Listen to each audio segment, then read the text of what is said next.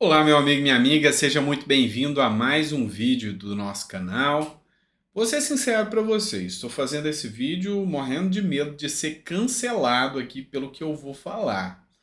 Mas eu vou falar mesmo assim, não tem problema.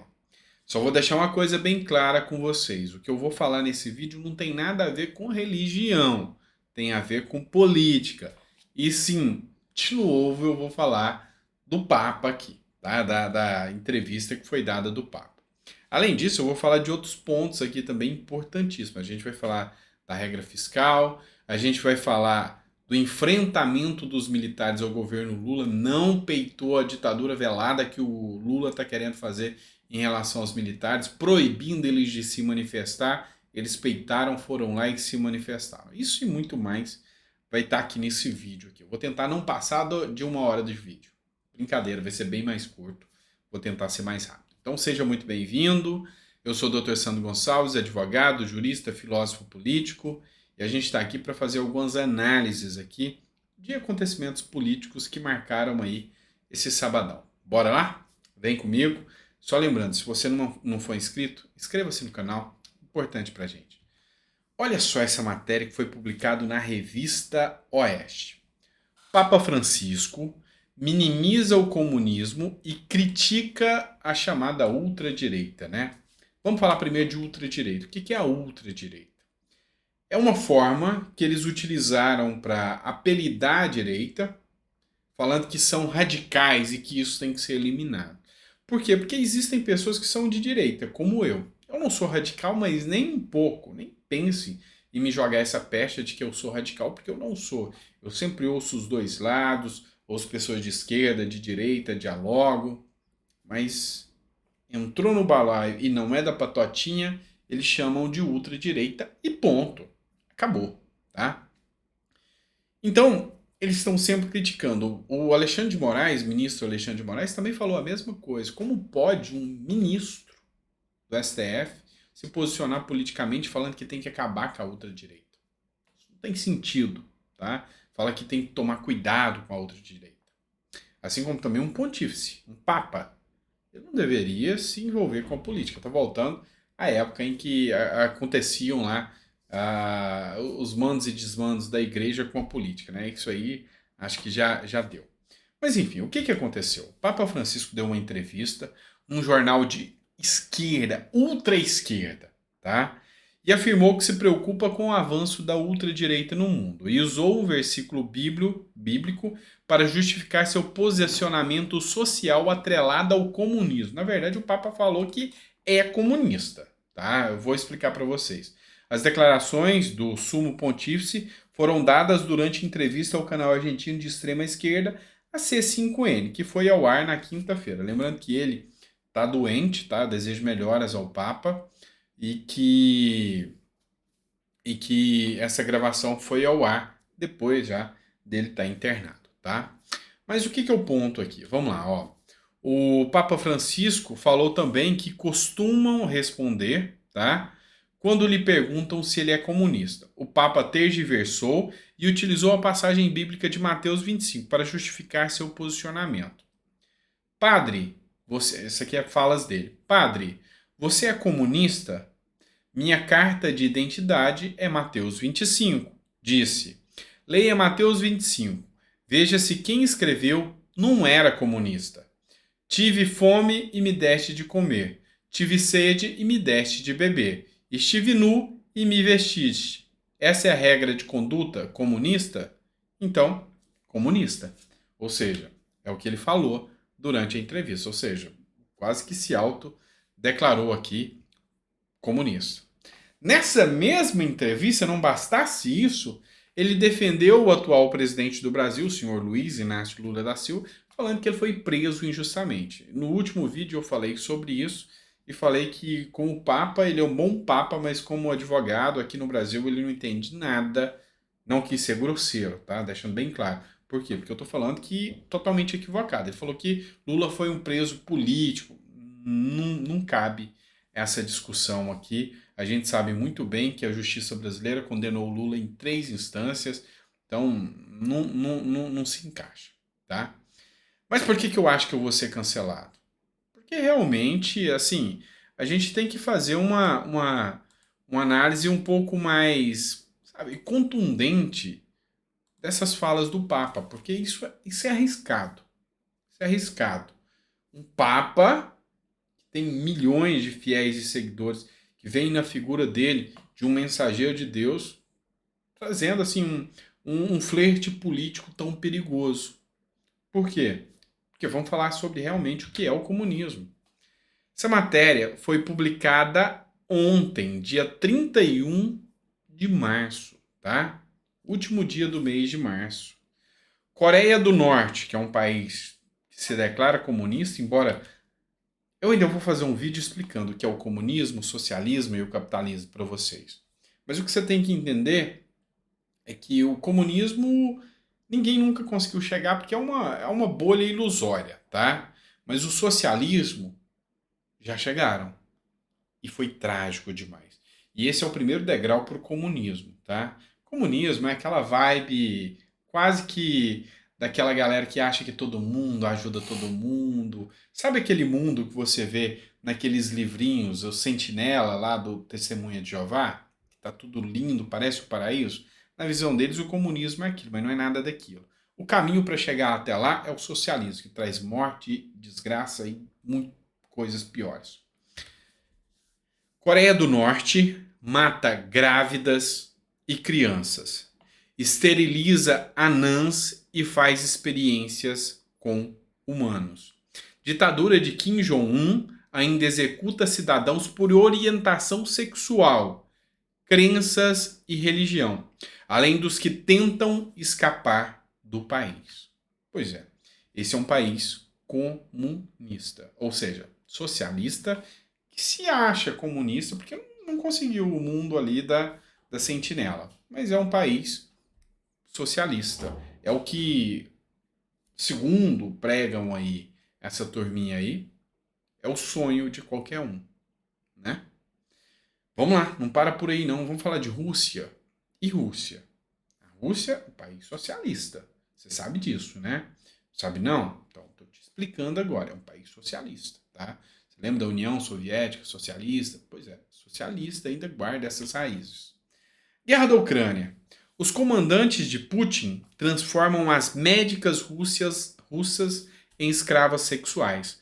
Mulheres que servem na linha de frente são distribuídas entre oficiais e, caso se recusem, são espancadas pelas tropas do Kremlin. Sabe o que está acontecendo? As mulheres estão na miséria, na fome. E aí as médicas russas, para não morrer de fome, na miséria, se alistam no exército. Ao chegarem no exército, no campo, os oficiais que gostam delas exigem que elas fiquem com eles.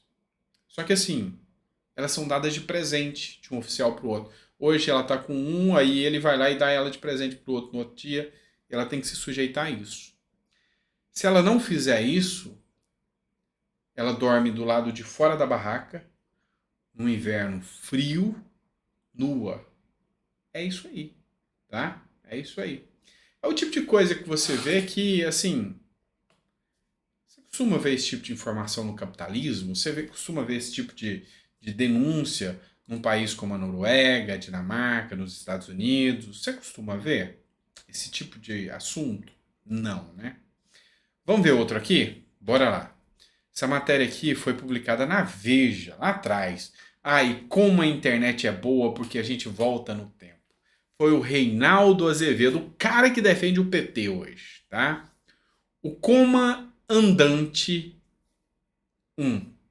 Não há ambiguidade. Fidel Castro, Cuba, é um dos maiores assassinos da história. Tenho um pouco de vergonha da minha profissão. Com exceções de sempre e de praxe, afirmo de modo categórico, está tomada por pusilânimes, por idiotas, por cretinos incapazes de escolher entre o bem e o mal, entre a democracia e a ditadura, entre a vida e a morte. Li, quero crer, tudo que a esquerda já publicou. Aqui, ele fala que existem imbecis, idiotas, úteis. A palavra não é minha, eu não ofendo ninguém aqui. Estou falando o que ele falou.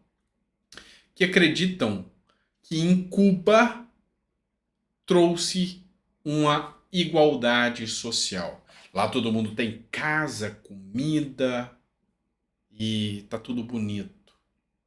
Só que aí ele descasca aqui os assassinatos, a tragédia, as condições subhumanas. Igualou todo mundo, na miséria. Cuba já foi um país que se despontava como algo, assim, com padrões de vida semelhantes à da Europa, que chegava lá. Hoje é um país miserável, sem qualquer tipo de tecnologia, um país à parte do mundo.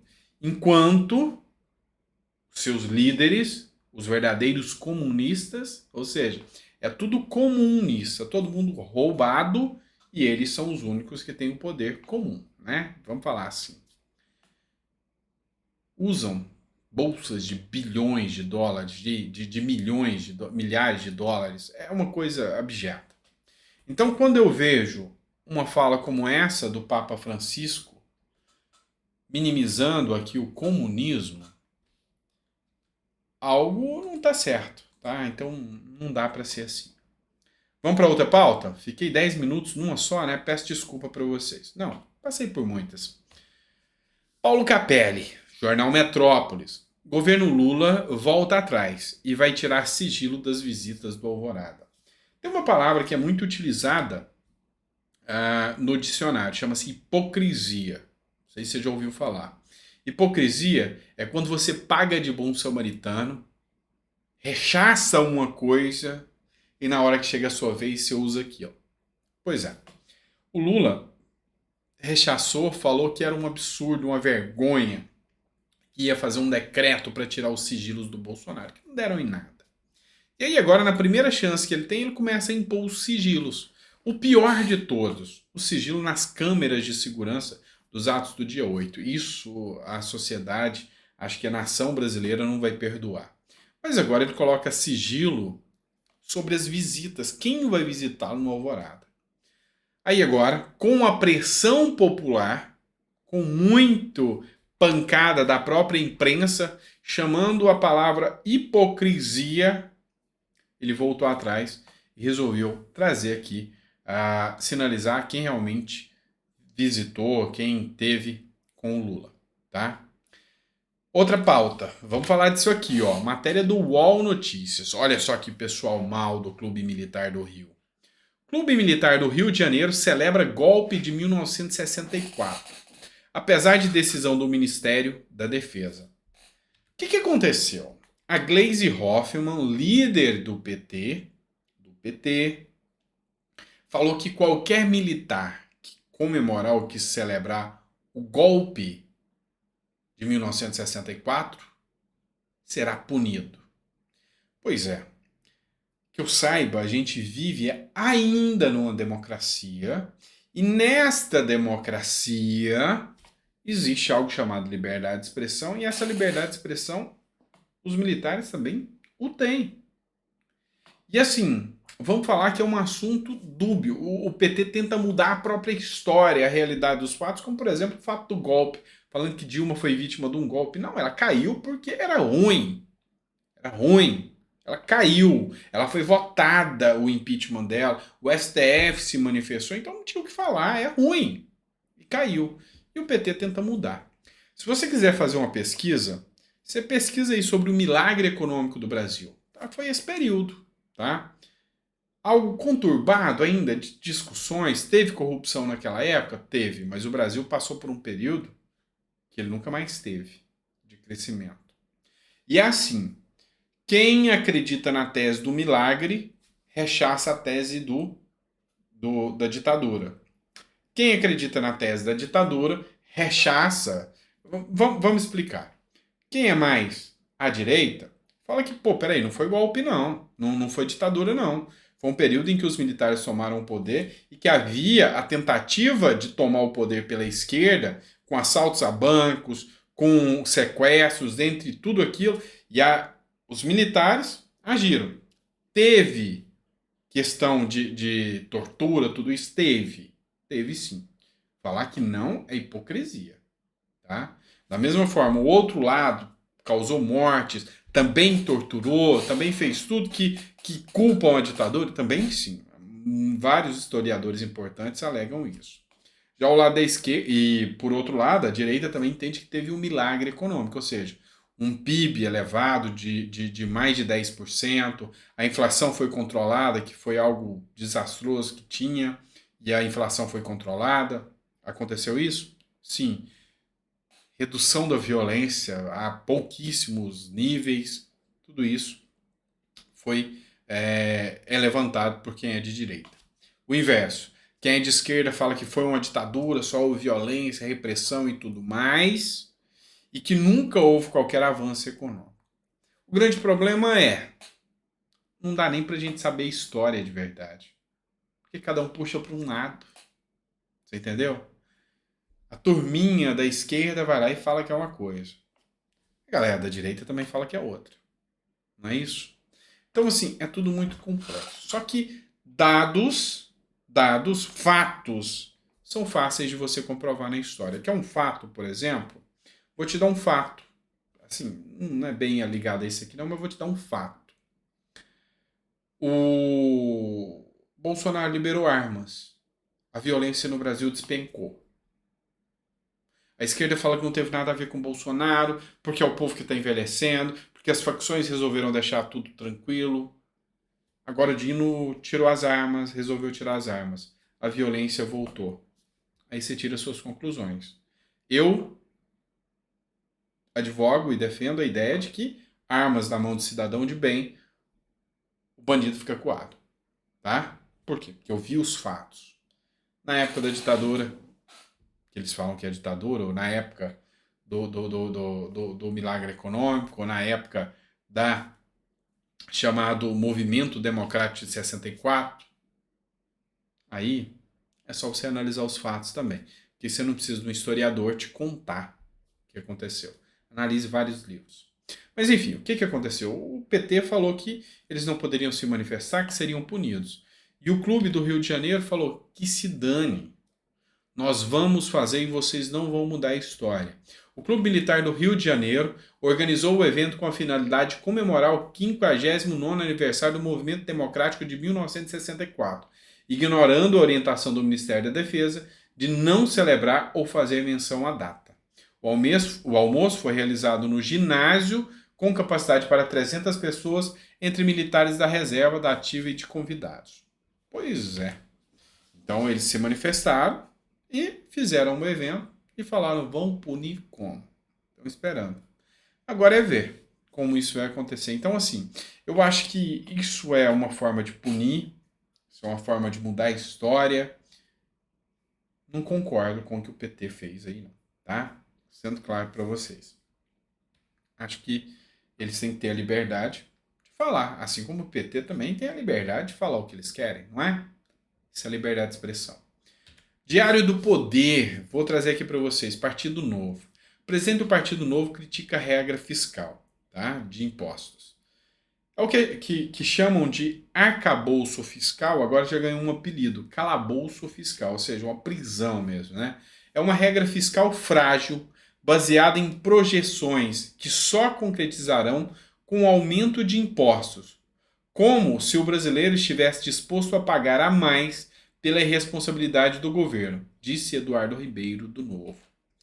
Eu vou esclarecer para vocês, eu vou deixar bem nítido para vocês o que realmente esse arcabouço aí é, tá? O que ele é? É uma licença para gastar mais e é você e eu que vamos pagar as regalias que o governo está usando. Me diz aí, você que é de direita ou que é de esquerda que está me assistindo até agora, você já viu que o governo já fechou um déficit, maior déficit dos últimos anos, desde 1997, o maior rombo no mês de fevereiro, certo? O que você viu de volta para a população? Eu só vi até agora compra de parlamentar para não pagar o 8 de janeiro, eu vi liberação da Lei Rouanet para não ter a CPI do 8 de janeiro, eu vi liberação da CPMI, da Lei Rouanet, eu vi aumento de ministério, eu vi aumento do salário dos ministros do STF, aumento do salário do Lula, aumento do salário dos deputados, eu vi liberação de grana, proposta de liberação de grana aí para outros países, Eu vi criação de cargos, eu vi a Dilma recebendo 290 mil por mês, enfim, é isso que eu estou vendo. E para a população?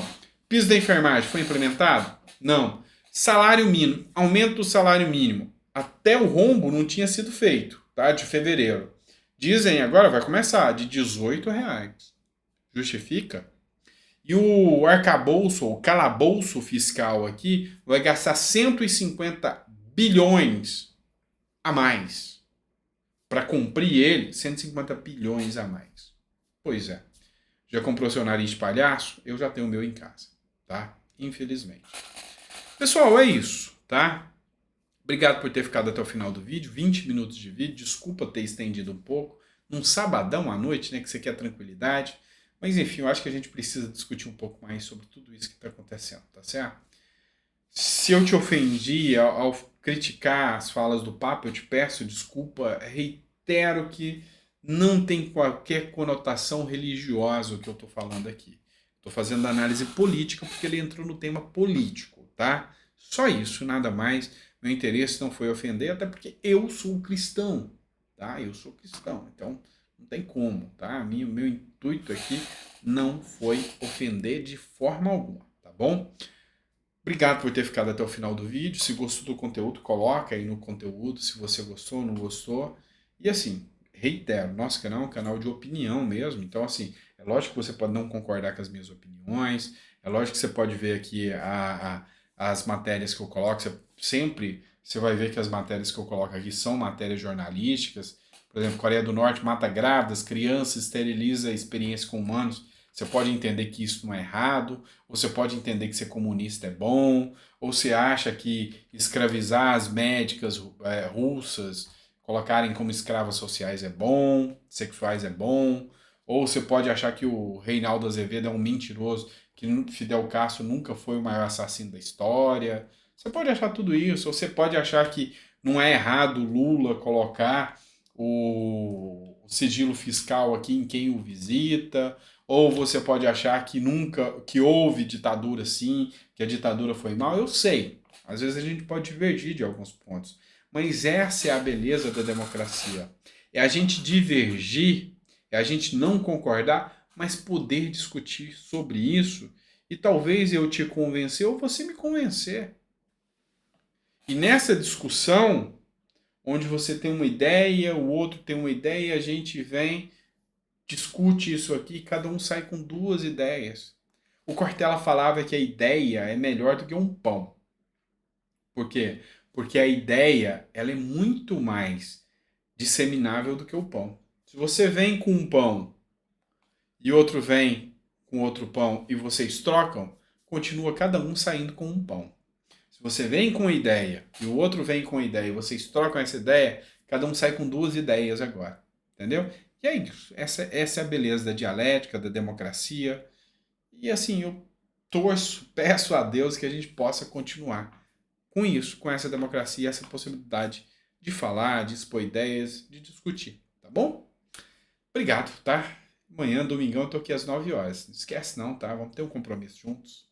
E se eu magoei alguém nesse vídeo, eu peço desculpa, não me cancela não, tá? Mas essa é a intenção da gente levantar a discussão. Se você concorda comigo, coloca no comentário. Se você não concorda, coloca o porquê não concorda, mas com educação e com argumentos, que eu quero analisar isso, tá bom? Eu quero aprender com você. Abraço, fica com Deus e até o próximo vídeo.